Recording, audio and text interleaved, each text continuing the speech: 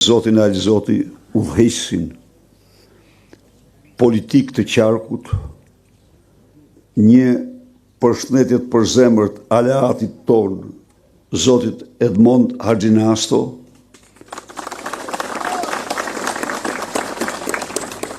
përshëndes të gjithë deputetët, kandidat për deputet të pranishëm në këtë takim dhe të qarkut të Elbasanit, të cilët janë për ne krenaria e vërtet e Partisë Demokratike, me bindjen më të thellë se do u përfaqësojnë ju me përkushtim, me dinjitet të madh në parlamentin e ardhshëm shqiptar dhe në qeverinë e ardhshme të koalicionit më të madh që ka patur Shqipëria gjërë sot, koalicionit për Shqipërinë madhështore.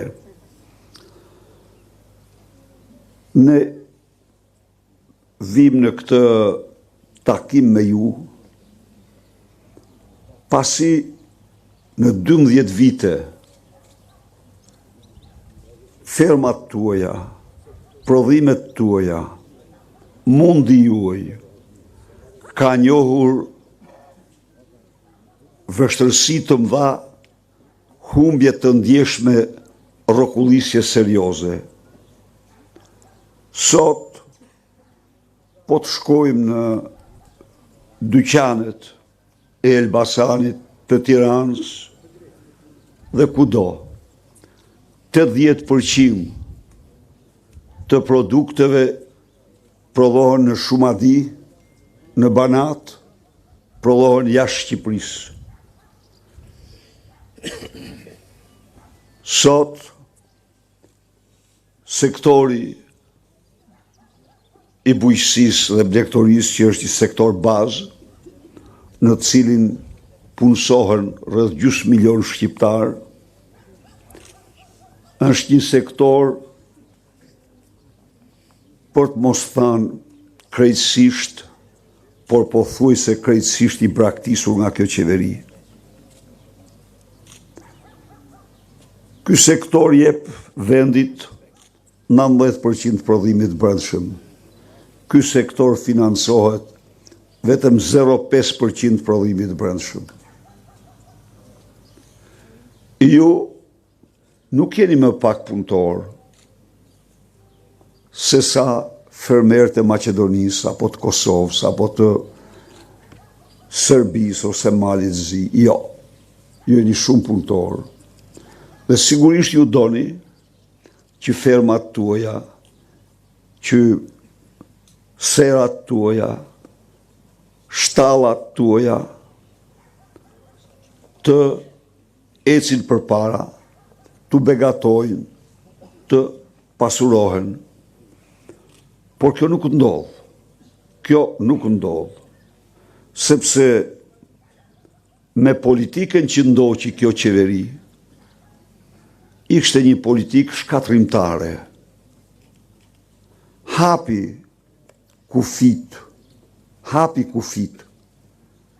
doganat për prodhimet e Serbisë, për prodhimet e Maqedonisë, fermerët të cilave subvencionohen nga 5 gjërë në 8 herë më shumë se ju. Pra në qoftë se ju merrni 100 euro subvencion, fermerin Maqedoni merr 500 euro subvencion, fermerin Kosovë merr 400 euro subvencion, fermerin Serbi merr 700 ose 800 euro subvencion. Ky është realiteti, ky është e vërteta. Çfarë ndodh? Ndodh që ju nuk konkurroni dot të tregje, sepse aja ka të subvencionuar çmimin dhe fëmijët tuaj largohen për të ndërtuar ëndrrën e tyre, jo në Elbasan, jo në Shqipëri, po për të ndërtuar në Itali, në Greqi dhe në vende të tjera. Unë do t'u dërgoj atyre një përshëndetje shumë përzemërt dhe një nderim shumë të madh.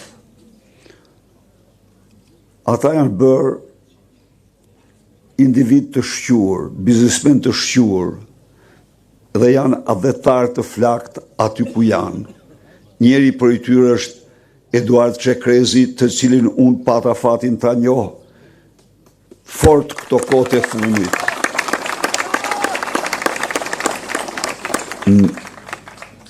Por edhe shumë të tjerë. Ata këtë vit votojnë për herë të parë. Dhe këtë vit ata do të japin vendit tyre mbështetje historike.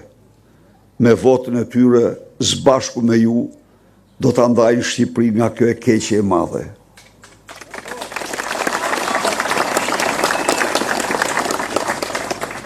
Përveç kësaj, pra përveç subvencioneve që i keni 4 herë më të ulta se Kosova, 5 herë më të ulta se Maqedonia, 7 ose 8 herë më të ulta se Serbia dhe Prishti.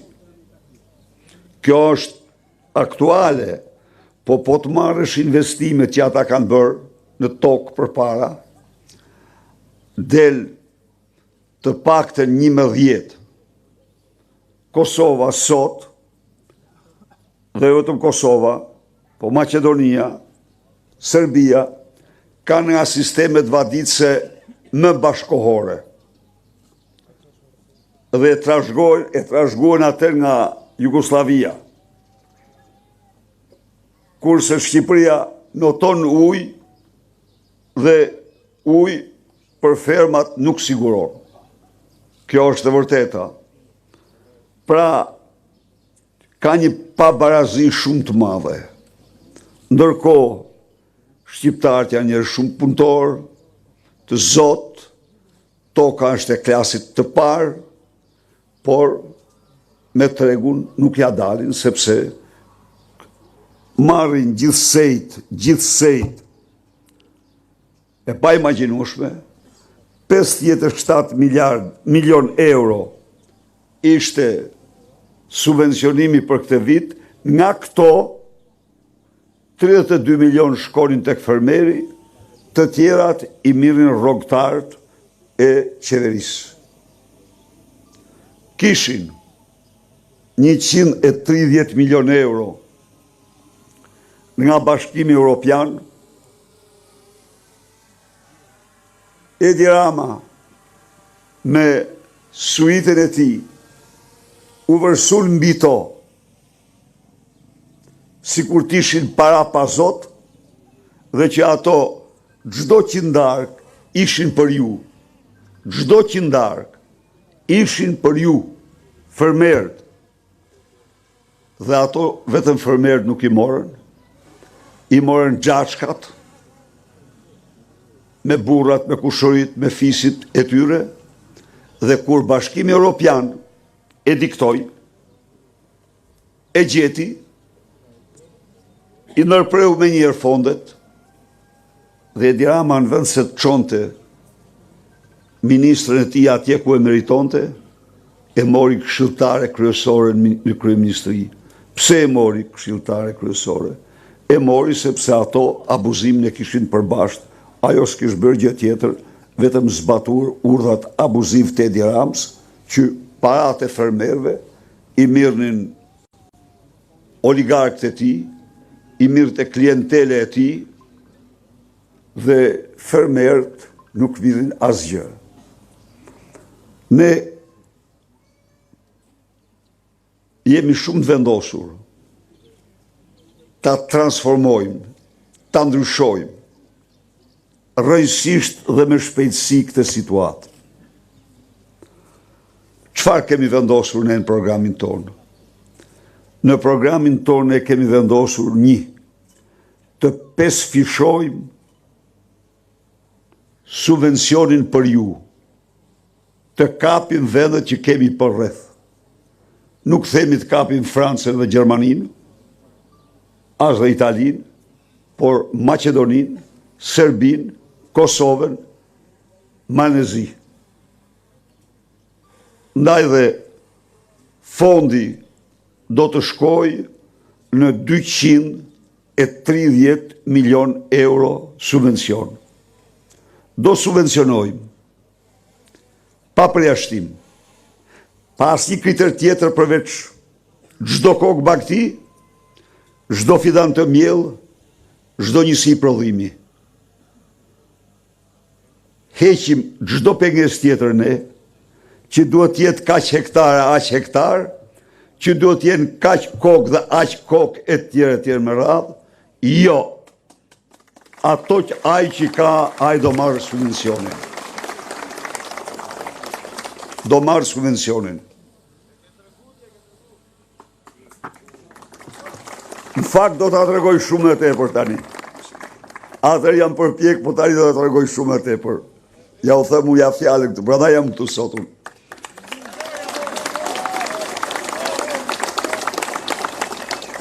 Linja krediti.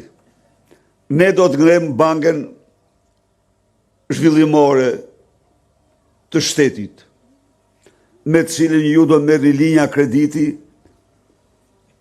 të buta. 80% të interesit do e pagoj shteti për ju. Cili do që ka nevojë do të adresohet aty me planin e biznesit dhe me projekte e tij. Qeveria do i mbuloj 80% interesit. Qeveria do të krijoj fondin e veçantë për të mbrojtur ju nga fatkeqësitë natyrore dhe për të shpërblyer ju me çmimin bazë të produkteve që mund të shkatërrojë moti dhe faktorë të tjerë.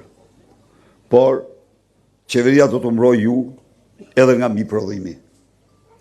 Mbiprodhimi ndodh dhe në këtë rast absolutisht çdo mbiprodhim do të shpërblehet me çmimin bazë në mënyrë që ju dhe fermerët të mos kërcënohen nga falimentimi. Janë mijëra fermerë që e psojnë nga ngricat, edhe ngricat që kaluan. Ngricat e 2-3 javë më parë kanë dëmtuar mijëra fermerë në të 4 anët e vendit, në Korçë, në Peshkopi, në të gjithë zonat. Sigurisht që shteti do ketë një fond. Dhe ai fond do të përgjigjet fermerëve për prodhimin me çmim bazë. Qeveria merr përsipër investime shumë serioze në vaditje, në kullim dhe mbrojtjen e tokës. Ne jemi një vend plot ujëra. Nuk ka vend me ujëra më shumë se ne. Megjithatë, sipërfaqet e vaditjes jo që nuk shtohen, po zvoglohen. Hidrocentrali i Banjës para zgjitha është vepër vaditëse, dhe kur ne ndërtuam atë, e ndërtuam së pari si vepër vaditëse dhe pastaj si vepër energjetike. Që nga ajo kohë një kanal nuk është hapur në mënyrë që zonat përfitojnë, ai është një rezervuar gjigant, asnjë. Janë se këta ka një zakon çuditshëm. Këta në doktrinën e mashtrimit nuk ka në botë njerëz që t'inaugurojnë si këta. Thoshte bukur sot një analist i njohur. Gjerë vitin 2013 kishim parë thot që bëj inaugurimin fillim të punimeve dhe kur përfundonin. Kurse tani bën 13-15 inaugurime për këtë gjë, sepse i ndajnë në lote. Po, mas i maron kjo loteve, kthehen dhe inaugurojnë projektin. Pas i mbaron projekti, kthehen dhe inaugurojnë ëndrrën. Pra, një serial mashtrimesh të pafundme, por e vërteta 3D. Por e vërteta është që po të marrish investimet e tyre, janë investime shumë të pakta dhe shumë abuzive. Ndaj dhe ne do të investojmë të paktën 70 milion euro në vit në vaditje, kullim dhe mbrojtje të tokës. Jam këtu për të zotuar para jush dhe mbar fermerëve të Shqipërisë, se prodhimet tuaja do t'i mbrojmë, me sezon do t'i mbrojmë. Mbrojtja sezonale e prodhimeve është zotimi ynë, e kemi bërë, ata që mund t'a kujtojnë, e kemi bërë dhe t'a bëjmë prapë, e bërë çdo vend. Ne jemi për tregtit lirë, por në sezon do të konsumojnë mirë tonat, do i shesim tonat, pastaj do presim për tjera.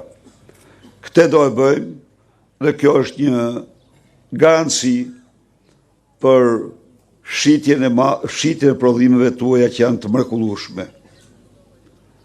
Një agjenci orientuese për tregun do të ngrihet dhe ajo do të jetë këshilltarja juaj kryesore për të orientuar lidhur me tregun, nevojat, konjunkturën, kapacitetet e tij. Pensionisti në fshat është i diskriminuar. Në fshat janë pensionet më të ulta se kudo. Kanë punuar 40 vjet, kanë shkri energjitë e tyre dhe marrë një pension qesharak. 100 ditë e para të qeverisjes.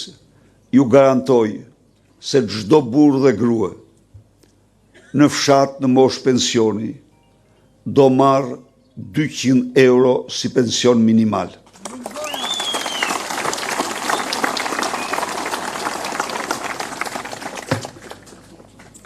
Do marrë 200 euro ai që merr sot 120 euro, ai që merr sot 70 euro, ai që merr sot asnjë euro, që të gjithë burra dhe gra në fshat dhe kudo që janë në Shqipëri, në moshën e pensionit do marrin 200 euro, atë që ne quajmë minimum jetik.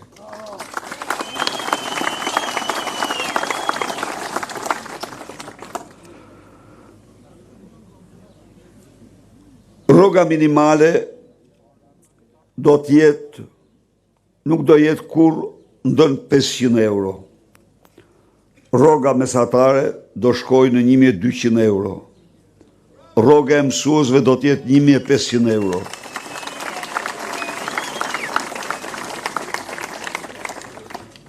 Tani, me të drejtë, secili nga ju mund të shtroj pyetjen, po ku do gjinen këto para? Premtuam 5 fishimin e subvencioneve. Premtuam 70 milion euro për uvaditje, kullim dhe mbrojtje toke. Premtuam kredit buta, premtojmë 200 euro minimum jetik në fshat dhe qytet pa diskriminim kudo. Këto para, të dashur miq, të gjitha janë. Të gjitha i paguani ju. Qindark për qindark u merren qytetarëve. Në çdo mall që ju bleni, 20% taks ju merr shteti. Në çdo çmim, në çdo udhtim, në çdo litër nafte, në çdo gjë. Ja u merr, po problemi është se nuk ja u kthen. Dallimi midis nesh dhe atyre është ky, ne do ja u kthejmë. Absolutisht. Do ja u kthejmë. Tani, nalmi prap po këtu. Shqipëria këtë vit kishte 8 miliard euro buxhetin. 8 miliard euro.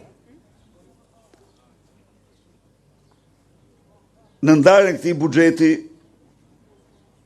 për bujqësinë në të cilën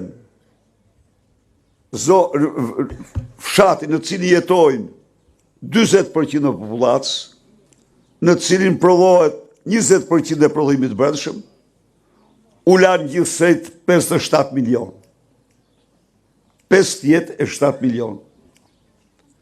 Për pensionistët, të cilët janë në fshat dhe qytet së bashku, janë 760.000. Sa u lanë? 16 milion euro. 16 milion euro. Na 8 miliard euro të gjitha taksat tuajat. Nuk ka shpërndarje më të cinike, më të pashpirt dhe më poshtruese se kjo. Se të lësh ti për 1/3 e popullit tënd 16 milion euro, se kanë fondin e pensioneve. Ai fondi i pensioneve është një grop. Është një grop ai. Ai është si që është.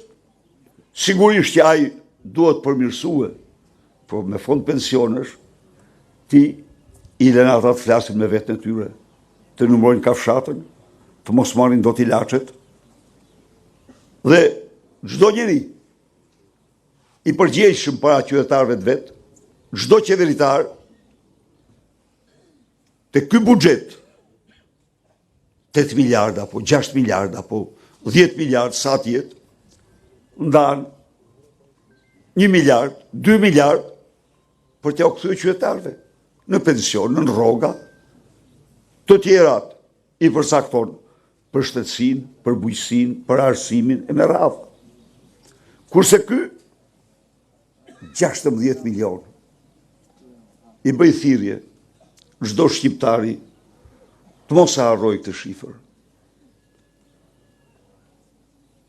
Me deputet tanë, to morin Qaniun e të tjerë, ne çuam në parlament ligjin e minimumit jetik, para 1 vit e gjysmë, në mënyrë që të marrë fund kjo ndarje. Të jepet çdo shqiptari 200 euro, nuk është pikja jonë kjo. Nuk është se kemi nxjerrë ne minimumi jetik. Minimumi jetik është domosdoshmëri absolute, në mënyrë që individit mos jetojnë në mjerim. Dhe ju them këtu, ne po e vendosim vitin 2013, që ta dini. Ne regjistruam, pasi bëm studimin, gjetëm se 15.000 familje jetonin në varfëri ekstreme. I regjistruam, edhe në mënyrë absolute fill pas zgjedhjeve, do të hyjnë parat në dorë atyre dhe nuk do kishim varfëri ekstreme. Nuk ka varfëri ekstreme një vend i lirë. Nuk e lejon. Bën shpërndarje, jep para dhe kjo është rregulli. Këta e pesfishuan shifrën, këta bllokuan pensionet, thanë po indeksojnë dhe nuk i indeksuan, dhe jo vetëm si indeksuan pensionet, po çfarë ndodhi tjetër? Çmimet u rritën në Shqipëri nga rënja e prodhimit brendshëm, nga importi dhe faktorë të tjerë, kanë mësuar rritjen më të madhe në rajon dhe çmimet në Shqipëri, litri i qumshtit është më shtrejt në Shqipëri se në Itali. Kilogrami buks, mishi, të gjitha këto kaluan në çmime të cilat, si pas specialistëve ekonomist, për të bles sot një pensionist, aq sa blinte në vitin 2013 me pensionin, për shkak të rritjes çmimeve, do ta kishte pensionin 390.000 lek. Ndërkohë e ka 160.000 lek. Pra, do ta kishte 390.000 lek. Më ndryshe, në vitin 2013, pensioni në Shqipëri ishte 143.000 lek, pensioni në Malzi ishte 138.000 lek. Sot pensioni në Malzi është 450.000 lek, është 450 euro. Pensioni në Maqedoni ishte më i ulët, sot pensioni në Maqedoni është 380.000 lek. Në Serbi ishte më i ulët, sot është 405.000 lek. Po pse? Sepse çdo vit qeverit nga buxheti kalonin para tek pensionistët për të rritë pensionet, sepse rriteshin çmimet dhe pensionisti malazes nuk ka problem. Pensionisti serb nuk ka problem. Janë rritë çmimet, rritë pensioni. Në Shqipëri, çmimet në qiell, pensioni mbeti aty ku ishte, pak farë rritje. Ndaj dhe ne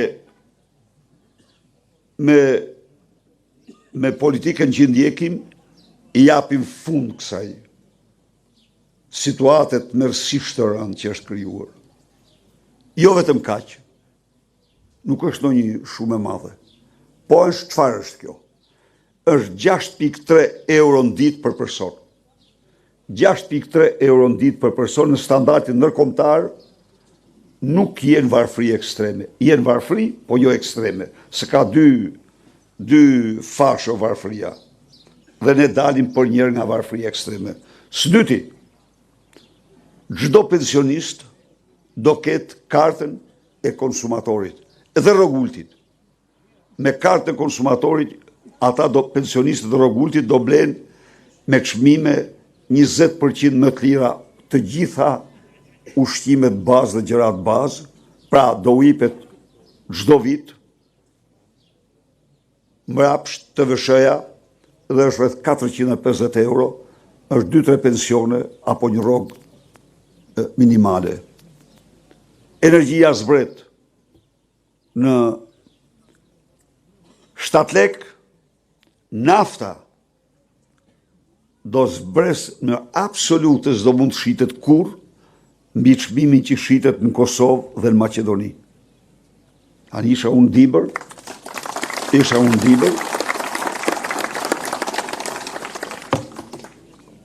ata gjithë shkojnë, mbushin makinat në Dibër, po.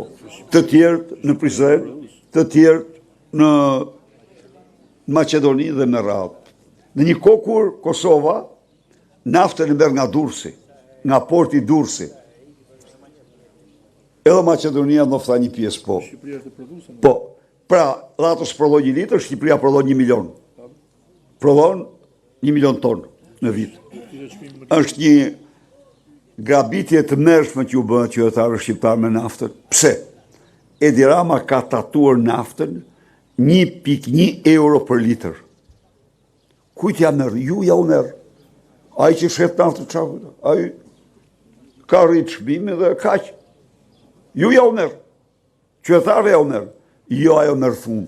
Taksat mbi naftën do të jenë një lloj si të Maqedonisë, një lloj si të Kosovës, dhe çmimi i naftës nuk do mund të jetë kurrë më i lartë. Kurrë. Kështu pra ne kemi një projekt me cilin ne transformojmë gjendjen aktuale, shumë të rëndë, që po i largon shqiptarët, që po largon si kur në historinë tonë, nuk kemi larguar në këtë mënyrë. Sot, në mëngjes, po lexoja mediat, çfarë thoshte? Shqipëria e para në botë për rënien e lindjeve. Shqipëria e para në botë për rënien e lindjeve. Nga emigracioni, shkaku emigracioni. Jo shkak tjetër. Po bëhemi pra komb me disa rekorde të kobshme. Se i kobshëm është ky rekord. Ne kemi që në 2019-ën, që vdesim më shumë se sa lindim. Sot,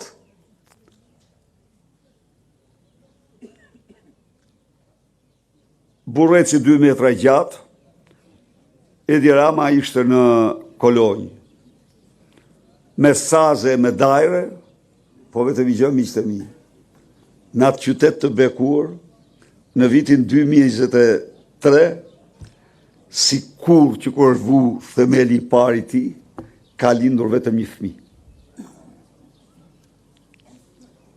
Ka lindur vetëm një fëmijë. Dhe në 2030, në klasën e parë të qytetit që recitonin bashkë me Peleshin edhe Lubin, do ketë në klasë parë vetëm një fëmijë. Jetë të gjatë ketë ai. Kjo, qa ndodhë? Unë ju të regova ju se si do të veprojmë ne me buxhetin, por ju themi gjë tjetër, që parat që kemi premtuar janë absolutisht ndën mesatarën e atyre që mund të bëjmë. Pse? Se hajdutëve do e marrin parat ne. Nuk do ndodhë më.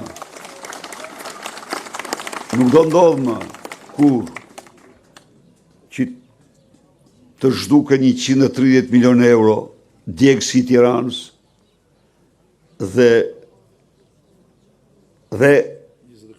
të mos ekzistoj një tull aty, 4 ditë më parë u dërguan në gjykat, pa u gjetë një qindark, me dënimet qesharake. E thoshte bukur një gazetare, si ku ka lidhë disa pula. Sepse ata s'janë lidhësit. Ta theme të qështë, ata që u dërguan nuk e najdutët. Jo, s'pun të prekla ata milionat, kur? Ata i drejtorë parancishmë, kishin vu firmat, po milionat i ka marrë Edi Rama me Lubin, me Elion Velin. Tani, Ministria ka patur njësinë e mbikëqyrjes së punimeve, të ndërtimit të djegësit, e cila mirë të rogat për të bërë çdo vit, çdo muaj raportin se ku në ç'fazë janë punimet. Dhe nuk ekziston 6 vite asnjë raport i vetëm. Po pse? Po Lubia e dinte që parat i mirë të Edi Rama. Se po të mos qe për te ose edhe për vete vetë, hajde të bëtë 100 raporte. Raport nuk ka. Parat e djegësit u zhduken i mirë të Edi Rama. Ndaj dhe ne jemi besim plot se jo vetëm që do të mbajmë çdo premtim që bëm, por në fakt edhe do i çojmë më përpara, sepse ne synojmë. Çfarë synojmë? Ne synojmë që shqiptarët të paguhen me rroga, pensione dhe mbështetje nga shteti më mirë se vendet përreth. Shqipëria është më pasur se të gjitha vendet përreth. Asnjë vend nuk ka pasuritë e Shqipërisë. Aty ishim 2013, ne mirën rroga më të larta, mirën pensione më të larta, prap do dalim aty. Nuk do ketë më kryeministër me avion në dispozicion. Jo. Kryeministri u thonë si qytetar në avion me të linjave tregtare. Nuk do ketë më ministër që të shpenzoj 10.000 euro në muaj për lavazh të makinës. Ajo Lubia ju garantoj që nuk ka sot milioner as miliardier që të shpenzoj 10.000 euro për lavazh të makinës, kur? Kurse ajo, pa tjetër se është, sepse parat janë të tyre, janë qytetarëve. Apo të blej kopshtin e Denit 5 milion euro. As prendori japonis nuk e ka. Kam qenë në atë pallat, kam pas fat me qenë. Jo, kishte bime egzotike të ndryshme, po kopsht e Denit nuk kishte prendori. Nuk ka as shtëpia e bardhë, nuk ka as kancelaria gjermane, jo. Sigurisht. Nuk hapet shishja 33.000 euro. Kur, ja u them unë ju. Dhe një kryeministër s'mund ta ketë kur atë, se dhe dhurat nuk mund ta marrë kur, e ndalon ligji. Në qoftë se ta sjell kush, i thu dale, unë të s'mund ta marrë. Ka një kod. Po këta s'kan asnjë kod. S'kan asnjë etik. Këta kanë vetëm një moral të vjedhin sa më shumë shqiptarë. Qa do, tani? Tani, 12 vjetë, asnjë bilans. 12 vjetë, nuk është jaftë të tregoj, edhe ato pak që janë bërë, nuk i përmend dot se i dalin me shumë xhunga. Nuk thot dot në Unaza e Tiranës, se i del me 13 lote. 14 kilometra me 13 lote. Por të vjedh 13 herë. Nuk e përmend ma tunelin e Llogaras, sepse i del me 60 milion euro vjedhja. E dokumentuar. Nuk i përmend më rinjën urbane, sepse ka kushtuar. Ato rasa guri që i shifni ju, kanë kushtuar 2 miliard e 300 milion euro. Në një kohë kur në mënyrë absolute nga Gjirokastra në Tropoj, kosto e tyre në gjithë Shqipërinë nuk është kur më shumë se 300 milion euro. Janë vjedh 2 miliard euro. Ka patur në rrugë 12 miliard ka administrue. Ajo që lanë makinën me 10.000 euro në muaj. 12 miliard. Merri çdo ekspert. Nuk gjen kur më shumë se 1 miliard e 800 milion të investuara, maksimumi. Tjerat janë të vjedhura. Me çmime, po pse? Kanë vu çmime rrugëve 10 fishin. Kroacia ndërton të autostradën, Bjeljosek Manastir, 27 metra të gjerë, 17 kilometra me 1.6 milion euro kilometrin. Kurse rrugë e Arbrit, 11 milion euro kilometri, rruga 10 metra e gjerë. 10 metra e gjerë. Shkoni shifeni. Pra, këta janë të inkriminuar shumë thellë. Ndaj dhe pastrimi shtëpisë është detyrim madhor. Dhe vërteta është që ne do bëjmë gjithçka për gjetë parat ku i kanë çuar, ku i kanë investuar për t'ia u kthyer qytetarëve shqiptarë.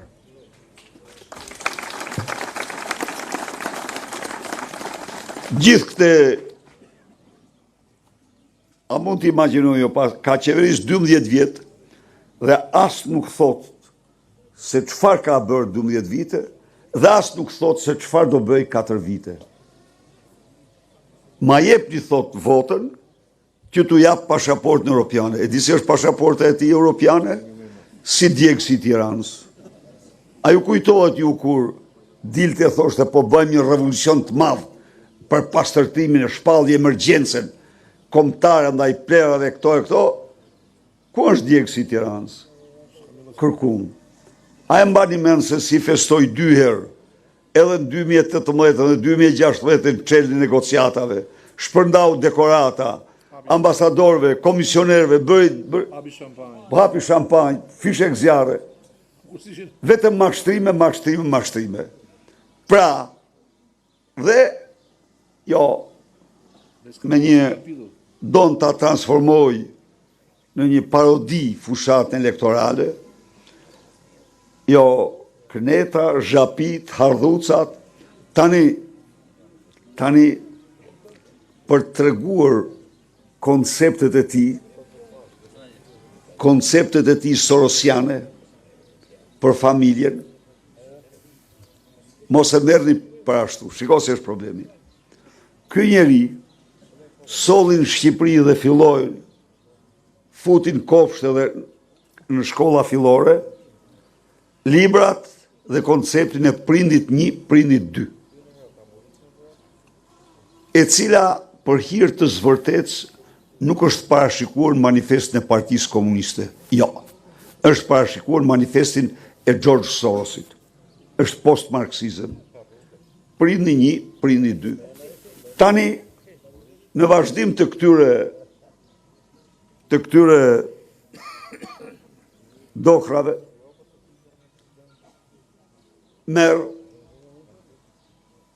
që ndodhë me burrat po t'ikin gratë, që ndodhë me gratë po t'ikin burrat, me një fjalë, donë ta bëj qesharake familjen, mendon se në këtë mënyrë do mund të krijoj elektorat, në fakt s'ka asnjë qëllim tjetër, vetëm të heqë vëmendjen nga dështimet e tij, të heqë vëmendjen nga mashtrimet e tij, të heqë vëmendjen nga vjedhjet e tij. Po u kam bindjen më të madhe se çdo grua, çdo nën, çdo prind familjen e ka të shejt dhe se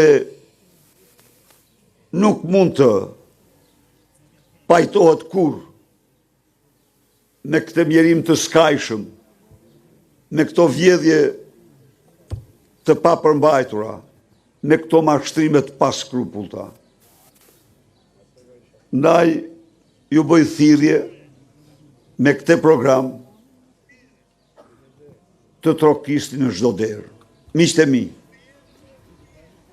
fitoren e kemi në dorën tonë. Kudo unë gjej një klim dhe optimizëm të mrekullueshëm. Po kjo kërkon ama që ne të shkojmë me këtë program tek çdo komshi, tek çdo i njohur, tek çdo banor, tek çdo qytetar, tek çdo fermer. Tulemi me programin tonë. T'ja sqarojmë. Nuk është për ne ky, vetëm për demokratët. Nuk është për politikanët. Ky është për çdo shqiptar.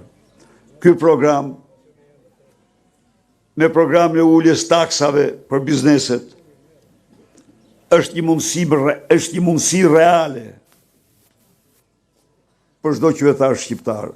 Është një mundësi reale për ata që janë nevojë të kenë një jetë më të mirë.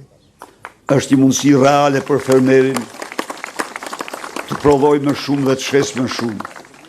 Është një mundësi reale për biznesmenin e vogël të fitoj më shumë dhe zgjeroj biznesin e tij.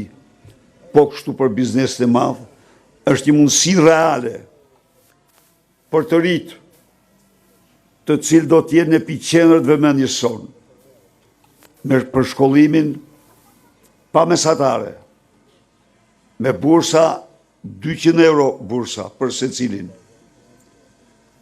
mundësi për punësim në tyre të veçanta, bonuse, shteti do paguajë sigurime shoqërore për 3 vitin e parë. Do bëjmë gjithçka, t'i ndihmojmë me kredi, me grante, në mënyrë që të mund të blejnë apartamentin, të ndërtojnë në Shqipëri folen e tyre dhe të realizojnë ëndrat në Shqipëri. Pra, ky është një program për çdo shqiptar, nuk është një program partjak. Dhe unë ju kërkoj ju, të gjithëve, kandidatëve tanë, tek çdo shqiptar do shkoni si misionar, jo si politikan, jo si partjak. Do shkoni të paraqisni një program, një projekt që është i dobishëm, është një mundësi reale për secilin prej nesh. Faleminderit.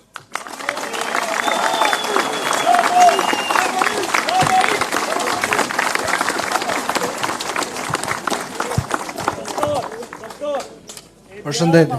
Blok 12 vjet arriti diçka. Ka përzën 1 milion shqiptarë në emigrim. Ne jemi pro familjes tradicionale. Ne jemi pro biznesit. Edi Rama plot 12 vjet ka arrit diçka. Ka përzën 1 milion shqiptar. Shkatroi familje tradicionale. Ka shkatruar biznesin. Emigroi rinin dhe Shqipëria është në një udhkryq. Detyra jon është Shqipëria ka vetëm një qyryk, ai është Edi Rama. Ta shporim Edi Ramën. Ne jemi pro familjes tradicionale, ne jemi për Shqipërinë madhështore. Ka marrë direkt nga emigrimi dhe jam me 3 orë gjumë. Fitore, fitore! Zgjoni shqiptar, është rradha jon. Mos flini gjumë, natën bëheni ditë për një fitore madhështore. E meritojmë.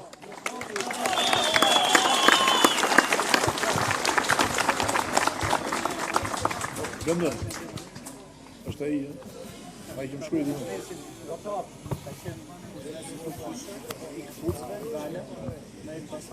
Përshëndetje, zoti Berisha. Kisha një pyetje në lidhje me bujqësinë. Për dëmet që na shkaktohen nga fatkeqësitë natyrore.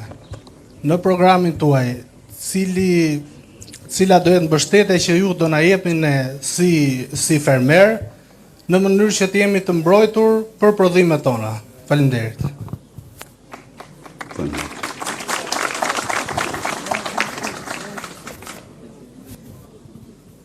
Tjetër, kush ka? Kush tjetër ka? Po. Përshëndetje, doktor Berisha. Përshëndetje, kandidat për deputet. Unë quhem Gzim Lala, fshati Shushit. Jam një fermer i vogël, merrem me blegtorinë. Po nuk jemi të kënaqur fare me këtë punë, sepse to subvencionet që na japin ne ato, jo sa me utall. Edhe na japin, nuk na japin një herë, por na thotë do të japin 60% një herë dhe 40% një herë. Po o na jepni ose mos utall fare me neve. Tashi, unë që merrem me blegtorinë, e di unë se ç'vuj. Se po ta shoh ishte hurmë këtu lart që s'ka nevojë për ujë sot. As nesër, edhe 2 javë dhe 3 javë. Nëse ajo lopa ose e del në shtëpi, ajo do ujë 3 herë në ditë.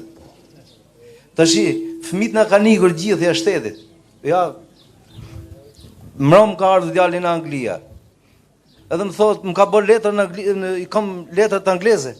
I ka nejtë atje 1 muaj edhe u ktheva, tha çuni nuk do ikish, me ç'do ikish. Më për gjenë se si ikë dhe si dalë ati policit anglez përpara, e them dërgon Shqipëri. Ti e bab tha po tallesh me mua. Po jo më bab se nuk tallem sepse unë kam kriju fare punë këtu. Edhe ku ti çojën këto tash? Nuk kam ku çoj blegtorinë. Për ne. Ju lutem shikoni pak se në kohën tate unë kam marrë 200.000 lekë për një lopë. Nëse tash i marr 100.000 lekë. Në Kosovë e merrte se isha të shtunë e kalume ke miku tim, biles ishte drejtori i bujqësisë për, si ka ja, Malishevën, me emër ta jap. Edhe më tha që, Gzim tha, ama që ke ardhur me blegtorinë se i kam marrë kohën e luftës në shtëpi. Thashëm, një shumë syl, thashëm të syl e qënë, dobet fare. Por më Gzim tha, nuk u japi gjë, thash, po 100.000 lekë. Po jo më tha, është më tallë, tha 100.000 lekë. 100.000 lekë, tha, robi i prishtë me i drejkë. Thash për që të bëjmë në Kazan? Kështu që, kur të vinim për shtet, ta shikoni që ka të drejtorinë e bujqësisë, më na bini kështu, çuna nga qyteti, që nuk e njohin atë bujqësinë e blegtorinë. Jo, ta themi kështu, se unë kam 30 sa vjetë që merrem me këtë punë. Sepse ja, kam këtë afër agronom. Agronomi që kam aty në fshatën, i vjen e i thotë ti, ore, du që i keni, thëtë se më ka zanë atë portokallën mi ka kapë miza. Po që ti vi japun, thëtë, po ti, a i agronom, thëtë. I thotë, kjo, ja, ku është tu. A i tha, po këtë di, thëmë, qënëri sa ka dalë në shkolla, a i zdi se ka bi misri, ka bi lopa, ka bi delja, dhia, që do me thanë. Kështu që, me ardhen të atëm për shtet, shikoj e që i fshatin se ne jemi për tokë fare. Biles, djalim ka thonë, babe, po erdhi Berisha për shtet, unë të këthejmë Shqipëri. Bimë për babë, rria një thashtë se këtu janë vetën, këtis vetë punë në tu. Kështu që, të uroj fitore, edhe gëzuar. Shumë faleminderit. In a room. Përshëndetje Dr. Berisha, përshëndetje të nderuar kandidat, përshëndetje të nderuar pjesëmarrës. Unë quhem Nadira Aslani dhe kam një pyetje, si nën, si anvis, si edukatore pasi jam dhe mësuese, si do bëhet me sigurinë tonë ushqimore. Fëmijët tanë janë të rrezikuar me ushqimet që blen nëpër supermarkete, në pazare, kudo. Ardhën tuaj në pushtet, a do merrni masa më këtë drejtim? Faleminderit. Faleminderit. Po përgjigjim këtyre pyetjeve pastaj vazhdojmë prapë. Spari, ju fanoroj shumë që jeni këtu nga Gjermania, keni ardhur nga emigracioni dhe e të shfrytëzoj këtë rast për të përshëndetur dhe njërë të gjithë shqiptarët në emigracion, të shpreh bindjen time se ky është viti i diasporës dhe viti në të cilin diaspora do të kontribojë për të përmbysë këtë regjim i cili i ka përzënë shqiptarët nga Shqipëria sa asnjë pushtim në historinë e tyre. Nga ana tjetër, ju bëj thirrje të gjithë shqiptarëve, të komunikojnë, të telefonojnë me të afërmit e tyre, se këto janë ditët e fundit që ata duhet votojnë, marrin zarfat, të votojnë, të mos fotografojnë asnjë prej tyre votën, të votojnë si njerëz të lirë, me dinjitet, natyrisht. Ata kanë bërë shumë të qartë mbështetjen masive për opozitën shqiptare, sepse ata shohin që vendi i tyre po zbrazet. Dhe ja ju jeni fermer këtu të pyeteni vetëm. Sa herë keni dëgjuar këta qeveritar të flasin për fermat, për lopën, për vreshtën, për ullirin, apo vaditjen, dhe sa herë keni dëgjuar këta të flasin për kanabisin e Diramen? Merrni, analizojeni. Ky me 100 herë që ku ka në pushtet vetëm droga, kanabis. Edhe sikur 1/5 e interesit kishte treguar për blektorin, nuk do kishte rast sot 62% gjatë këtyre viteve, apo për pemë tjera, apo për bimë tjera. Kështu që vota e tyre është një votë vendimtare në këtë betejë. Dhe kam besim të madh se kjo do të dëshmohet me 11 maj. Por thirrja jonë është të votojnë.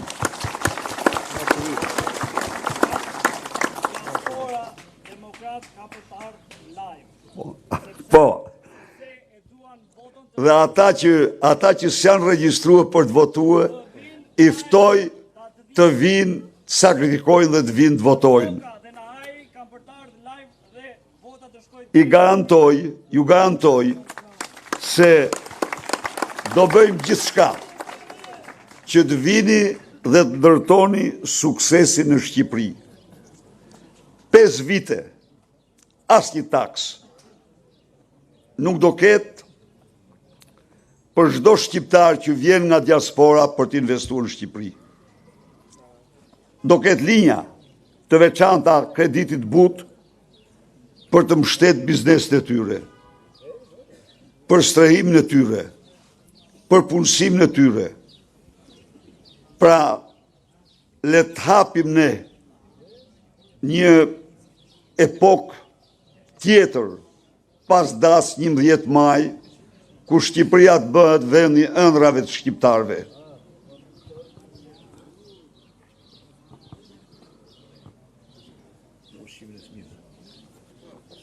Lidhur me fermën e vogël, subvencionet, ne nuk do bëjmë dallim. E thash dhe njëherë. Çdo kriter. Ai që ka një lop, ai do subvencionohet.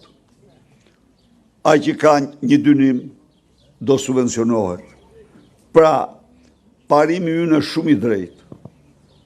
Për fidan të mjellur, për kokë bagti, për njësi prodhimi. Në qofë se merr 100, të garantoj që do marrish 500.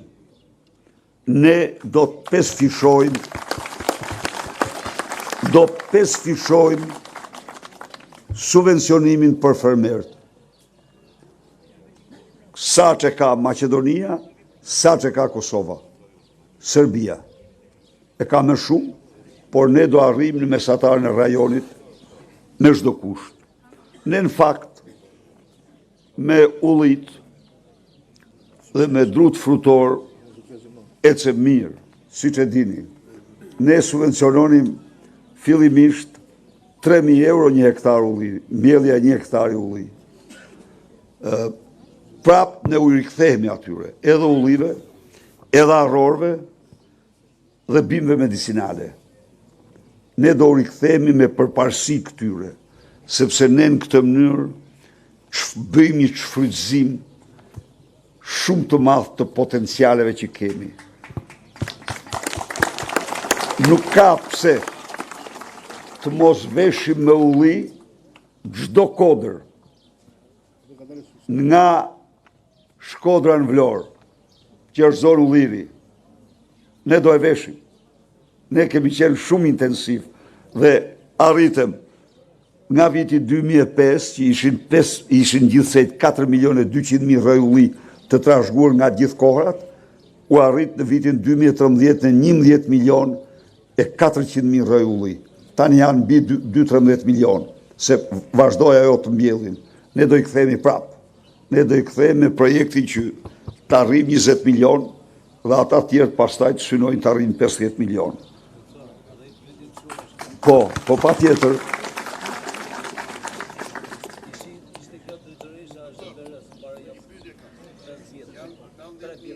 Urdhoni. Andi. Doktor, më falë, një pyetje kam. Janë 90.000 gjuetarë në gjithë Shqipërinë. Ky e ka mbyll, a do hiqet më në të rrumi? Sepse këto e mbyllën për bjella shashë, nuk e mbyllën për gjuetin. E kanë mbyll për gjahtarët, e kanë lanë për qeveritarët. Absolutisht, i kam denoncuar me 10 herë. Pa diskutim. E vërtet. I shkojnë derrat e egër njëri pas tjetrit në Suren. Ja ta shoj tani. Do të hapet për gjahtarët në gjithë Shqipëri. Gjahu nuk e dëmton, s'është e vërtet, nëse bëhet, ushtrohet sipas kritereve, është i domosdoshëm. Është i domosdoshëm. Ja, Doktor, një moment. Doktor, para ja 5 vjetësh, ishte kjo drejtoresha Zheberes ju kap të vjedha e drejt. Edhe Krista, si e pa dhe? Krista, po. Krefica, që e pa dhe? Edhe na këshim ftu ne si fermer, shikoj aty në kishin nartë ca gra, që ato s'kishe dhe i pulë në shpi. Edhe i këshim pronë këto, e ke parasysh? Po. Edhe i thashon, vëzoj, thash po, ka i qoni këto jo? Thash po, unë i njofë gjitha këto, se njëfja me gjithë men, Asi janë shpi ato, pojtë ka që të doktor. Edhe thashim ne, dë bëjmë këte, jemi shumë knaqë me qeverim. 500 budalliqe. Dhe ikin shpion, thot gruaja mu, o burre, shiti më thot lopët, shiti delet, o thot, ti o je më i meshëm se tjerët, o je më budallas e tjerët. Të rrit gratë e tjera, po më qef, tha unë pëvuj. Po. Thash po dëro më i dëro, se drute dalin qështë. Kështu që, ajo më duket e pat mirë lafe. Po. Faleminderit. doktor, përshëndetje. Falënderim për mirëseardhjen. Edhe Zoti të dhënë shëndet e forcë na prish përpara këto 12 vjet. Një urime kam për zonjat zotërit deputet, se janë shumë të mrekullueshëm. Unë kisha 2 kërkesa dhe i dëshirë. si fermer, unë quhem Sopot Boja nga fshati Kështjell Lart, i kilometër gjysmë është nga këtu. Kemi mbi, fshati im atje, ka mbi 30.000 raj o liri. Mos ma shumë, por ne kemi i keq, po a filloj nga dëshira. Në ratë parë, neve dum na boshat për 100 ditë para, na bosh atë i kilometrë gjysë rrugë, se na ngelen dhe fëmi, doktor pa martu, s'na jep njëri rëlla, se dun diagaç një të shpërpjet. Për zotin. So shpërqesh, është reale. E dyta, këtu, me këtë njësin ton, mund t'jenë ja 3-4 balluka. Edhe e 7-8 patronazhist. Neve s'njofim as naftën, as i lloj, unë në kohën tate kam mjellur 8 lyme 700 metra ulli. Kam marrur, nuk e di sa more, 2 milionës e lekë, kurse i me këtë gjatin, kam mjell 1.500 roj ullis, kam marri lekë. Edhe për prodhimin kisha. Vetëm unë, si fermer Lene Vllazëria fshati, unë kam bërë 7 ton vaj. Po qëlloj miku im nga Berati, vajta e qova në Berat, në poshjet Berati, la përdhas, kam lënë ven Berati. Kosto ma madhe, shpenzime, që qoje ullirin atje shisje vajtin, se Vllazëria ime, fshati im, e ka dhe sot në stok vajtin, pashitur. Jemi të bllokuar. Në gjithë kratë. Po në ratë parë, vetëm për rrugën se në angele ka lëmajt pa martu. Kaq. Zoti ymë e shnet tyja. Faleminderit shumë. Ju garantoj se rruga e fshatit tuaj dhe rrugët e fshatrave të Shqipërisë do të rinërtohen dhe do jenë të njëjta me rrugët e lagjeve të qytetit. Ne ndërtuam mbi 8.000 kilometra rrugë në zonat rurale. Me një parim. Çdo fshat duhet të ketë infrastrukturën e një zone të qytetit, e një lagje të qytetit. Çfarë do thotë kjo? Rrugë, ujë, kanalizime, energji elektrike, shkollë. Kjo është standardi që fshatrat do të kenë. Qendër shtetësore. Dhe ne nuk heqim dorë nga ai. Pa përfunduar atë projekt, Shqipëria kur nuk do të mund të eci me hapat e dura në rrugën e zhvillimit. Ai është një projekt themelor. Themelor. Kështu që së dyti, se nuk marrova përgjigjen tuaj, shtuat me shumë të drejtë këshillimin bujësor, ekspertizën, dhe thatë se këto çunat e qytetit nuk është problemi është se këtu se ekzistojnë, problemi është se e kanë shkatruar. Ne do ngremi sistem gratis, ekstensioni, këshille për fermat, për blegtorin, pemtarin, frutat dhe çdo gjë. Sistemi i cili ekziston në vendet përreth, ekziston shumë mirë në Greqi, ekziston në Kosovë. Pra, ne do bëjmë çdo gjë që fermerët të marrin këshillat më të mira dhe t'i marrin gratis ato, drejtoritë e bujqësisë dhe qeveria do i paguajnë. Sigurisht do të jenë njerëz të kualifikuar. Të kujtove këtë historinë e çunave ti, një histori ta tregoj unë ty. Unë isha mjek, bëja zbori. Bëj zbori dhe në Karpen. Ai një fshat kosovar janë ata. Dhe shkoj unë, shoh po korrin gruri ishte jeshil. Gruri jeshil. U them atyre dy grave, e thëmë, po pse po e korni jeshil grurin? Më thanë, ç'ti bëjmë këti karamaj, po me shumë artu. Agronom, ishte agronomi që u thoshte korreni. Dhe më kujtove historinë e çunave ti. Ti mu, çfarë tu bëj, thatë, bëjnan, tha, i kemi thamë 10 herë këti, tha, po më shmervesh, na thot korreni. Do jenë specialist, ne do t'i kemi specialist kualifikuar, pa diskutim. Po, dhe jo, ashtu shumë mirë. Siguria ushqimore do t'jetë çështje e sigurisë kombëtare.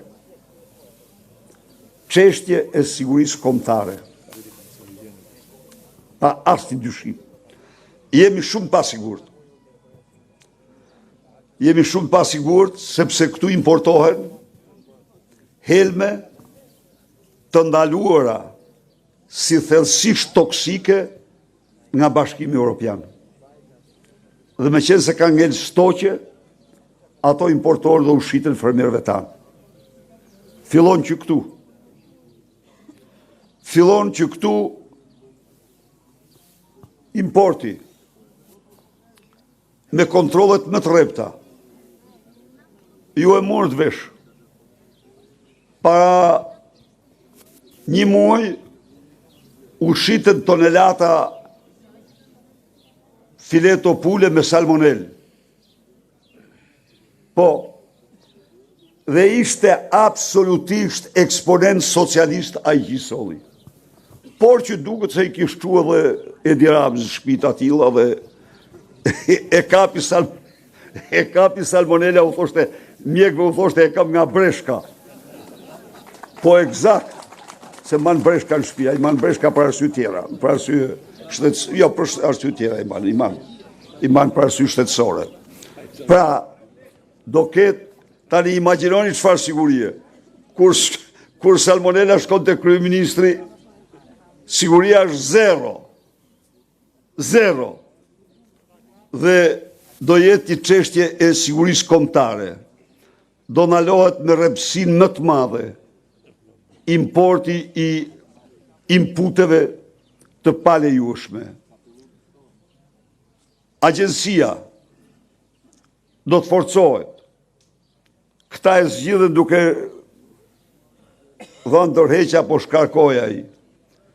Jo, ai do të jetë një nga institucionet më kryesore të sigurisë kombëtare. Agjencia e Sigurisë Ushqimeve. Pra, do ketë përparësi të madhe.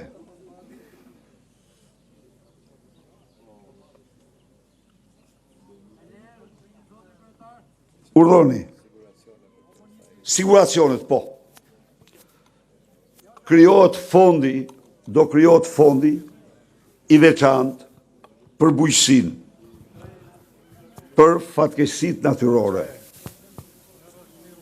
Prodhimet e shkatruara do të paguhen me çmimin bazë.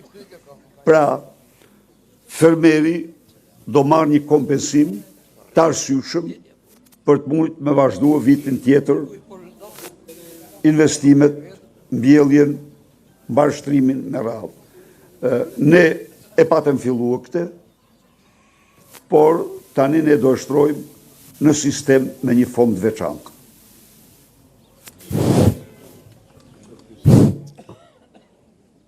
Përshëndetje. Suksese. E di që halli komën. Urdhoni. Shuni nuk lind mua në Greqi, po ka lind nusja. A i kam ka e njavë, që më ka nërë letrat. Letrat e lindjes. Ta si do kesh problem për këtë apo jo? I këtë pyetje kishëm edhe topin e kemi mu ke porta, kush është i Zotit e atje, kush nuk është, le ta maj të rejtë të top. Suksese! Gëzur! Tani, ke bërë një pyetje shumë të drejtë. Do ketë jo një shpërblim, po do ketë shpërblim të përmuajshëm. Për fëmijën e parë 70 euro në muaj, për fëmijën e dytë 60 euro në muaj, për fëmijën e tretë do ketë shpërblim nga lindja gjërë në moshën 23 vjeç, do mbahet nga shteti për të gjithë shpenzimet.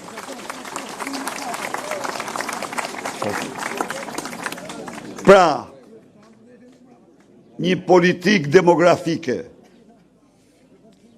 e vendosur për të dhënë në lëvizje rritjen e popullsisë. Të dashur miq, sot kemi zbritur në vitin 1960. Sot ne jemi 65 vjet mrapa. Kemi humbur popullatën e krijuar në 65 vite.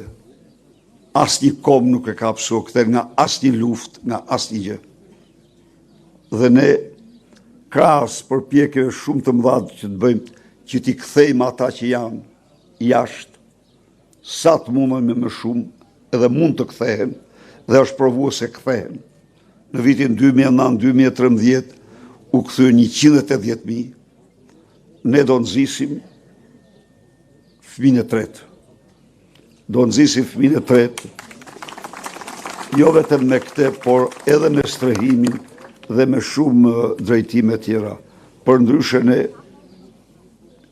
ne si para shiftë OKB-ja, ne kemi rënien më të madhe në botë të lindjeve, për shkak të emigracionit. Për shkak të emigracionit. Po, jebjen e...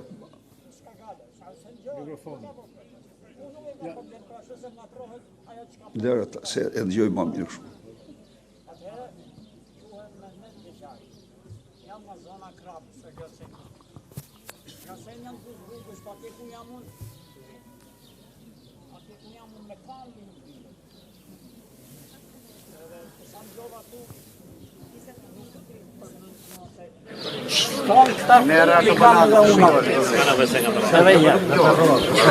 Që dalin këtu, po që ka qameti këtu, atje ka unë nuk është për të farë, se që ka qameti i kilometri 2 këtu. Po unë jam 4 orë me kanë nga asfalti i Gracenit dhe në sasos kufi me Baldushkun edhe Pajovën, ashtë i fshat quhet Bodin. Po.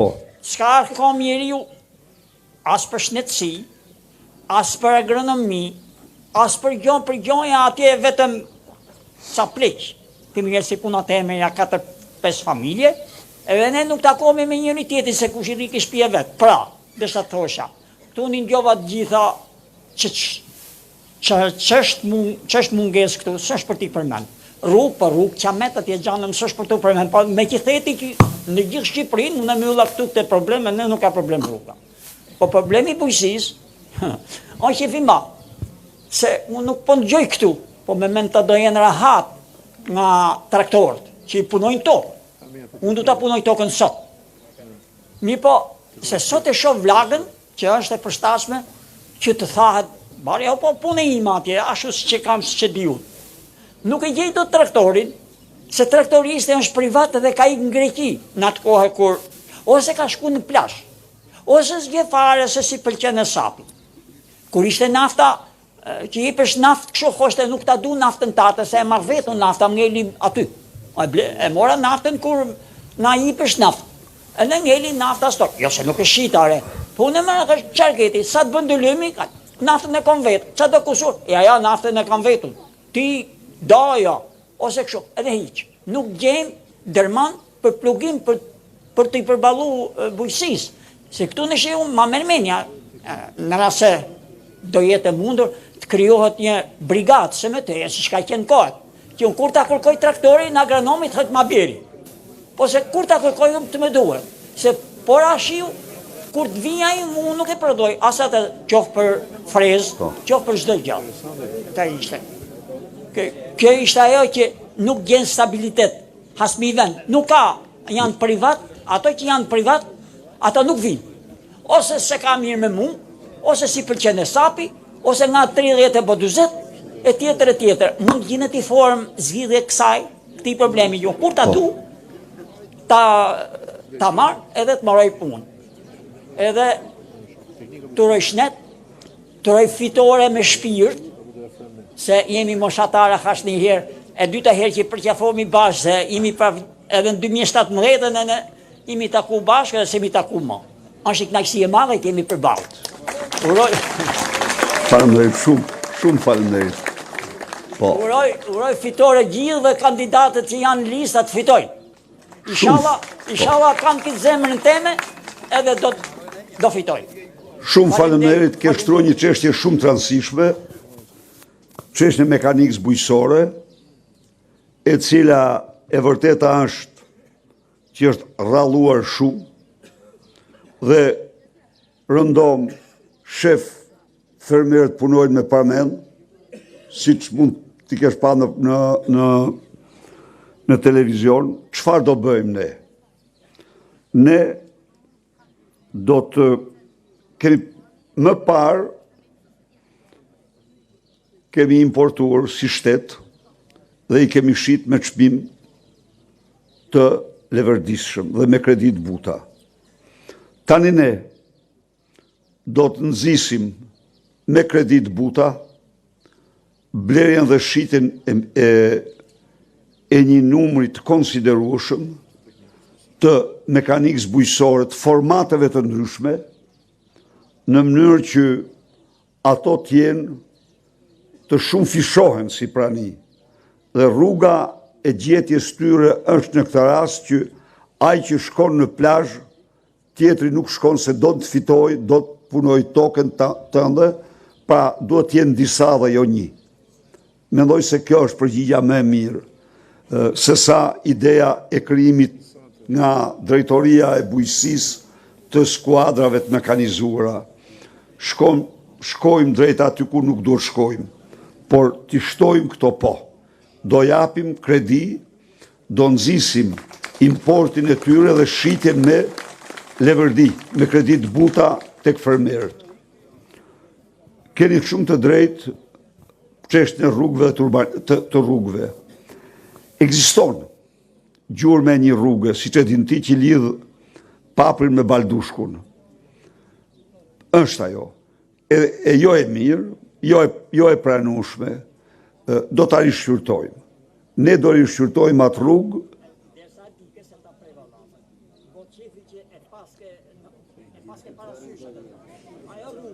E kam unë parasysh atë se.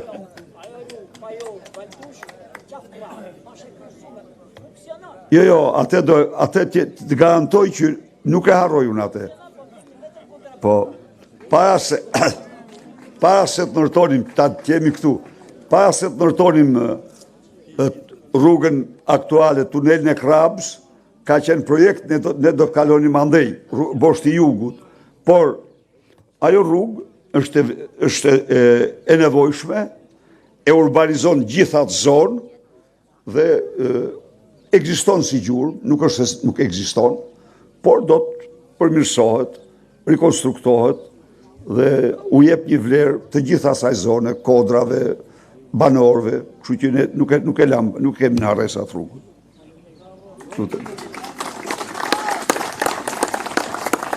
Doktor, përshëndetje. Të uroj jetë gjatë. Për keq ka prekur fundin, ma keq s'ka ku të vetë ma. Ka vajtë fund, zero, ta banë, ma keq nuk ka ku vete ma. Isha para ca ditës për punën e këtyre subvencionimeve, edhe vajta në komunë, se kam shumë njerëzve që rrinë në Itali, edhe i punoj unë ato toka, edhe i paguj taksat. Mi bori, pagova taksat, në fund të ajo nuk do marrë, është tha se po s'jem presona të hedhin firmë këtu. Thërë në lekë, pëse mi more mua ti, ki paguj taksat e tokave, pëse mi more lekë? Kur unë u dash ka presoni, ajo është në Itali, se nuk vine prej firmë mua të hedhin firmën atje, të vina Italia. Edhe të punë e subvencionimeve i ka përgjysmur, se dhe i vete shef që ka marur, më duke dhe ato gjysmat për i merë veti, me në që të ketë në i lek për në opozit. Na 400 për të lymë për serat e ka qurë 200. Me vele që s'leverdis që vetëm poshtë e lartë, rruga, letra, o shkot. Gjithsesi, shpresa të ty aturoj mjetë gjatë dhe me fitore të madhe. Përshëndetit, qofsh mirë. Unë ju garantoj se për ne, Made in Albania është shtyllë kryesore e Shqipërisë madhështore. Dhe Made in Albania ka prodhimin si krenari kombëtare dhe si qëllim madhor në mënyrë që të krijojmë kudo të mira për shqiptarët, familjet dhe vendin. Në këtë kontekst, subvencionet do të pesfishohen. Do të arrijnë në nivelin e subvencioneve të vendeve për rreth. Maqedonisë, Kosovës, Serbisë, Malit Zi.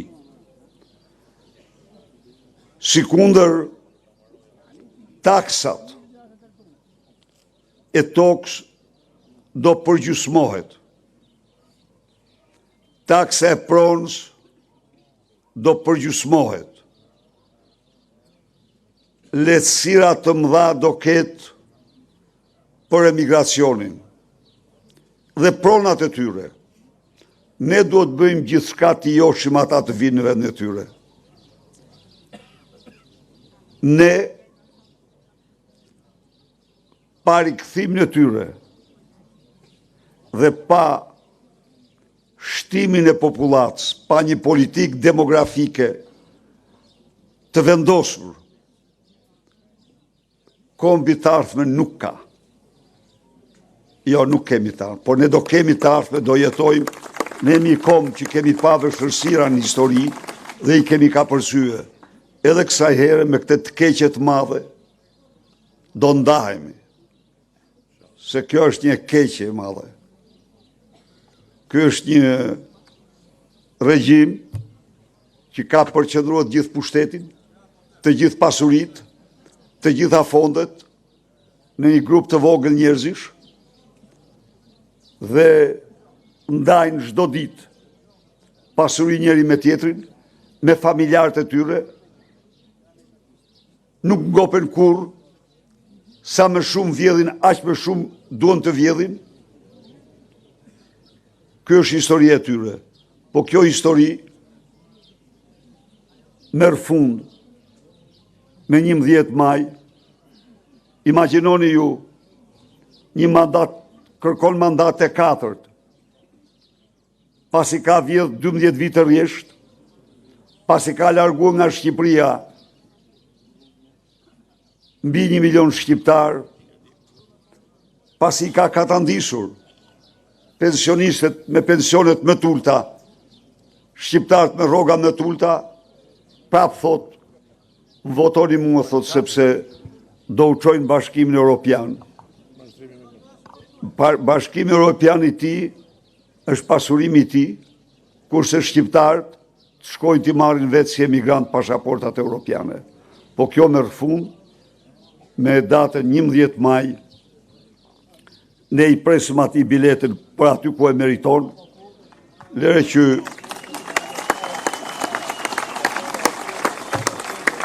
ne Gonigali nuk po i ndahet, nuk i ndahet, i thot parat mi dhe ti zotrote, unë vërtet i mora, po parat mi dhe ti, kështu që ka shumë punë. Shoku Edi ka punë në të ardhmen, po punët e ti tonat janë tjera. Përshëndetje, doktor. Përshëndetje, doktor. Po flaste nga Krondja. Jetë urojmë jetë gjatë, por edhe jemi mahnitur, doktor, të thonë drejtën. Se ku e gjeni gjithë këtë fuqi, por Zoti lartë që fuqi në momentet në të shtira që populli ka të sakrificë në funit, me thënë drejtën. Unë, doktor, që o mizerë, plaka jam nga fshati Gostim. Edhe kam derin të them që emigracioni, ju ishit në Brescia. Atje është djalim kryetari Partisë Demokratike e rajonin e Brescia, Admiri. Por mram ka dhënë një lajm shumë të mirë nga Brescia. Babja tha të rinit që se 90% e atyre votave të Brescias janë për Partinë Demokratike. Kjo është e sigurt. Edhe evidenca saktë 6400 vota i ka Partia Demokratike në zonën e Kavajës. 6400 të prerë, domethënë të evidentura. Por unë do të thosha një diçka, doktor, në lidhje me fushatën elektorale që bëjnë këta pisanjos të Partisë Socialiste. Ta që janë oligartë, vetëm në zonën tonë, doktor, do të më ndjesh shpirtërisht, këtu, ai kandidati për deputet që është këtu, e Bullari. E beson që e shef të lartësinë e kodrave këtu di? Të thanës edhe të Bilikut, i ka të tëra oligardi Bullari. Nuk e kanë marrë pronarët. Tani, flasë për 350 hektar tokë, është oligardi i Qim Bullari, ka në zonën e Selitës, mbi kodrat e Topajanit Selitës, 350 hektar tokë, shënoj zoti Berisha. Po ky oligargu Bullari, në kundërshtim me tëra ligjet, edhe në pasurinë e paprekshme pyje, nuk i jepet pronarëve tokës në Mollasit, por shpyllëzon shelgun e Mollasit dhe gati 20 hektar, 30 hektar atje përsëri ka zoti Bullari. Oligargu i Edi Ramës, që sot është kandidat për deputet. Do të them edhe diçka tjetër. Është zona e radiostacionit. Domthon është i objekt i rëndësisë veçantë zoti Berisha. Sorrik. Aty e kanë oligarkët e ata që çmontuan Shkodrën, me fjalë që bën namin Shkodrën. Ata sot ke pasuri e palushme raciacionit, domthon e paprekshme, ata i çmontun shtyllat edhe i shitën për skrap dhe sot atje mjellin bim me leverdi. Doktor, do të them edhe i diçka tjetër. Përsëri oligarku Gjoka, që bën namin Shkodrën. Terror bën në zonën e Çartallozit, Gjyralis dhe Grekanit. Atje shpëllzun tëra të pyhora atje dhe ka oligarku Gjoka. Atje. E ka zaptu dhe atje mbjell bim me leverdi. Ke parasysh. Ndërsa tani, po ky oligarku Bullari, ja te keni këtu. 1 kilometër, asa keni 1 kilometër, 500 metra këtu. Ky oligarku Bullari, në zapto ka fushën e ishë aerodromi tu, ka qenë në aerodromi tu. I përze fshatarët atje, që këshin marrë ata ishpronarët aty ata tokën, dhe sot e ka oligarku Bullari. Objekte rëndësisë veçantë. Tani një pyetje ime është, zoti Berisha, për gjithë këto pasuri prallore. Prallore. Unë vetë personalisht kam 4300 dëlym tokë të njohur nga Arshiva Qendrore e Shtetit, nga Osmanishtja e Vjetër. Por sot nuk kam asnjë gjë kthim prone. Nuk kam asnjë gjë kthim prone. Po si ka mundësi që këtij oligarkut i japën 430 hektar tokë? Edhe mua si asoj si për marrë toka, apo pronar toke nuk në japë 1 centimetër katror. Pyetja ime është, i do vini ju më pushtet, zoti Berisha, a do i shmontoni këto maskarejnë, këta palaqa, këta grabitës, këta janë qifut, këta janë nazistë. Tjetër gjë kisha për këta patronazhistët që janë këtu. Tu i fillon këtu në Gjergjani. E kam të sigurt të që po them. Këtu bën mirë sepse ajo programi Partisë Demokratike aty që thotë 200 euro të paketa dhimbshërisë, i pretë rrugën një herë mirë këtyre maskarejve, këtyre doktorëve këtu. Qa doktorë që janë në ndihmës mjekë ose mund të jetë kështu veteriner kafshës, po punojnë doktorë, se qa nuk bojnë ta. Por shive çfarë manovra bojnë. Po ta them me sinqeritetin më mas në tre mini bashkit. Janë të tre drejtorë, që i thonë këta me fjalë drejtor, ai është këta japin, thot, ke nevojë ti lal? Po, shumë bukur. Hajde ty në djerë pensionun. Më kujtohet një thënie bukur në Napoli të Italisë, ku kishin dalë 20.000 qorra, të tërë ishin shoferat drejtonin taksit. Dhe i diçka tjetër, edhe këtu, zoti doktor, e njëjta manovër si me mafjen e Napolit. Ta doktor që bojnë, i nxjerrin kemp, pa asnjë lloj gjoje, i thot do të nimojnë ty se shërti që do bën partia për ty, thot, pranaj votat KPS-ja. Ta ajo paketa ndihmës shpëtimit, ajo gjë më mirë se i pret rrugën kësaj. atyre fakirëve atje, ata kanë bajt ka shqit qyshon e thaj. Thaj se ky budalli nuk kam ku të vej është fundi marrëzisë, që thotë ju gratë mos i se janë gjysmët e burrave janë qyryk, se na bori qyryk e kërë qyryk vetë. Dhe unë do të doja shumë që të bëhet një alternim nga në juj, si Parti Demokrat, se fitore nuk bëhet fjalë farore, hiqe në minje këtë. Po leret të kryoja i moret paguj partit vogla në këta qatë dulën në që sepse dedi ka i diskat mirë që lesherik të ndjerë vetë në trapë. Nuk i lejë që ti ndjerës me krerë. Unë dëshiroj që të bët një auditim i mirë për këto gjëra dhe të pritat rruga këtyre patronazhisve, sepse edhe ti evidentojmë në fund fare më thënë që quhet shkelje ligjore. Faleminderit shumë dhe të urojmë jetë e shëndet dhe fitore për det. Ju faloj shumë për diskutimin dhe shfrytëzoj rastin edhe një herë ti përcjell urimet me të përzemërta djalit tuaj të mirit për punën e shkëlqyer që ka bërë. Një patriot i vërtet, njëri që e don shumë Shqipërinë dhe Elbasanin, dhe jam shumë mirënjohës për punën. Ky vit është viti i diasporës.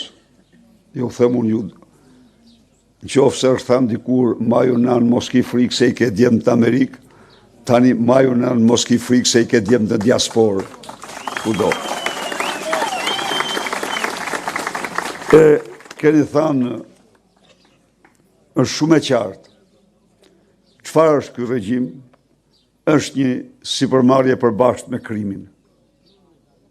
Është një sipërmarrje përbashkët me krimin. Këtu qeveritarë kriminal janë në bashkëveprim, në bashkëpronësira, ndajnë pasuri, ndajnë përfitime, dhe kjo është e faktur në dhjetra mënyra. Në rast se u kujtohet kur erdhi Edi Rama në pushtet, bëi një deklarat, ka ardhur Gjori, tha, nga atje ku s'ka pa det me sy kur, tha, dhe ka marrë 20.000 hektar tokë. Shofun qa ishte ky? Në fakt a ishte Gjon Boçari, ishin pasardhës të Gjon Boçarit. Mirë, s'ka gja, po ja u tharë pse u tregova këtë. Tani janë lëshuar trafikant dhe po e shpopullojnë, po e xhbin Bregdetin e jugut të Shqipërisë. Janë nga sjanë me valixhe me euro, me bekim në Edi Ramës, ja u japin si jena natën fshatarve parat, ikin dhe po e marrin tokën krejtësisht. Kjo është e vërteta që po ndodhë.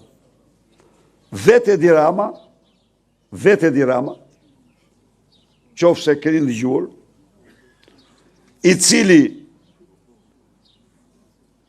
nuk disponon absolutisht as një dokument kadastre, as një dokument konfiskimi, bëhet tani pronar me 225.000 metër katror tokë. Ku?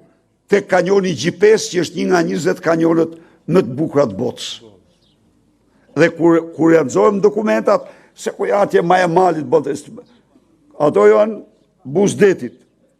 Dhe s'ka asë një dokument, është një nga falsifikimet në të mëdha që mund t'jetë bërë, me gjithë qka jashtë ligjit, jashtë afateve ligjore. Ju e patë ministrja, Olta Gjashka, 10.000 metër katror tokë publike me dokumenta falso, sikur ishte tokë e tij. Dhe Goro burgoset dënohet me burg, kurse ky që mori me dokumenta falso, ky vazhdon, po pse e ka pas me Edi Ramën. e ka pas me Edi Ramën. Ky tjetri këtu, këtyre që të gjithve, pa përjashtim, do të merren tokat, do të kthehen pronarve. Toka që merr Edi Rama një pjesë saj, është tokë e manastirit të Skutaras, me dokumenta. Po, tokë manastiri. Dhe manastiri është atje.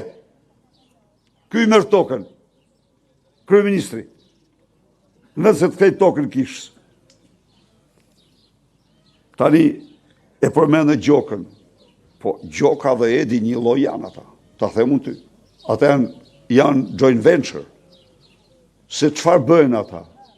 Ata çojnë baulet me euro tek ai. Dhe marrin çdo lloj vendimi. Ai që ka bërë këtë këtu, mori 400.000 metër katror në Velipoj duke vrarë dhe njeriu për to. Dihet ajo. Dhe ky Edi i jepte licencën për kazino. Në fakt edhe ky Luca i tij është, që ta dini ju, ortak kryesor i tyre në të gjitha këto vepra.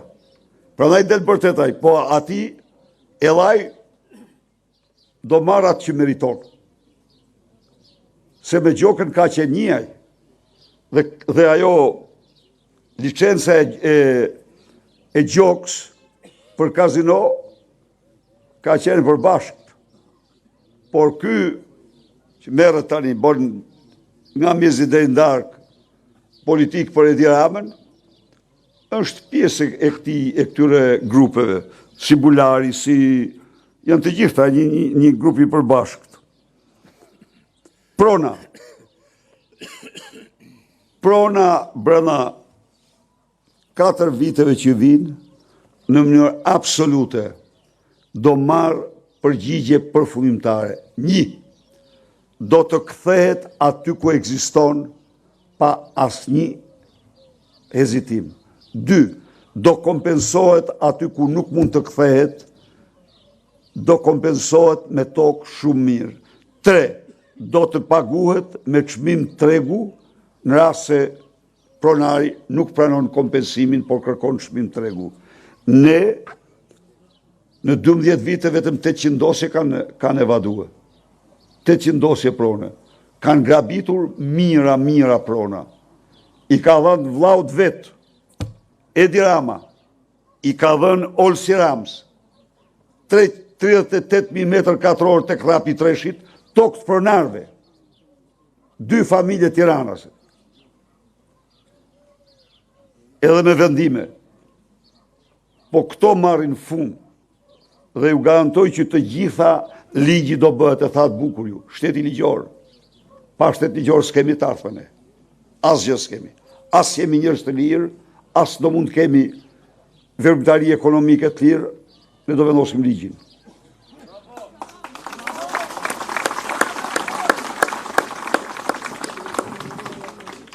Pra, e rëndësishme është partitë e vogla.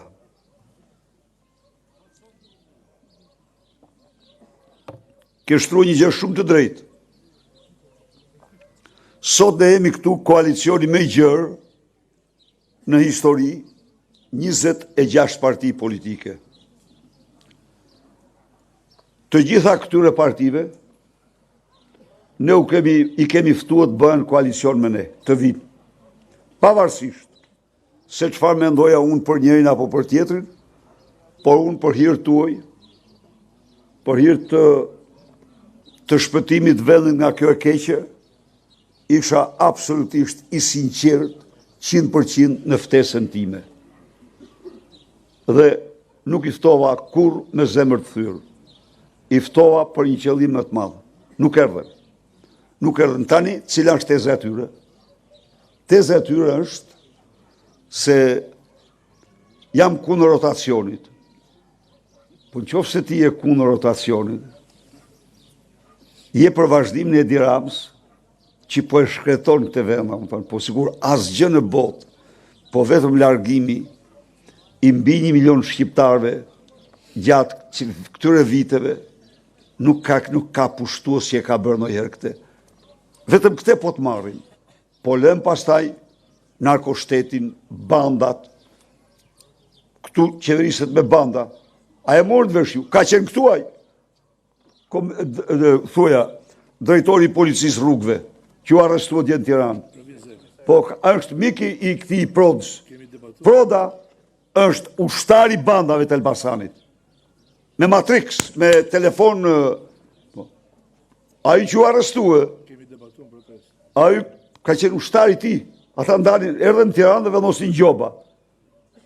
Krimi është në të gjitha nivelet e tyre. Ndaj dhe pastrimi i shtëpisë e thot dhe librat e shkrejtë e thonë, Zoti në shtëpi nuk hyn, po nuk e pastrove.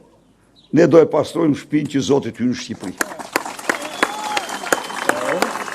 Këto partitë e vogla që thoni ju, ftesa ime është çdo vot